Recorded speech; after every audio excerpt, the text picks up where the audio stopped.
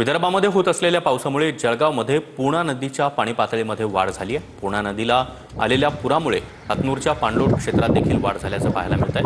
हातनूर धरणाचे 6 दरवाजे आता उघडण्यात आले। तापी नदीमध्ये मोठ्या प्रमाणात पाण्याचा विसर्ग सुरू आहे।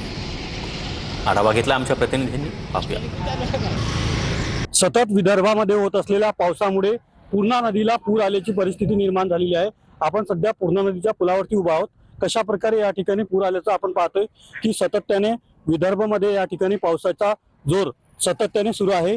एकंदरीत पाहिलं तर पूर्णा नदीच्या पाणी पातळीत देखील मोठी वाढ होत आहे। त्यामुळे पूर्णा नदीचं पात्र या ठिकाणी अथंग भरलेलं आहे। मुसाडून या ठिकाणी पूर्णा नदी वाहत आहे। तर दुसरीकडे पाहिलं तर हातनूर धरणाच्या पाणलोट क्षेत्रातही सातत्याने पाण्याची आवक वाढत आहे। एकंदरीत या ठिकाणी विदर्भामध्ये होत असलेल्या पावसामुळे पूर्णा नदीच्या पाणी पातळीत मोठी वाढ झाली आहे। रवी गोरे, TV9 मराठी।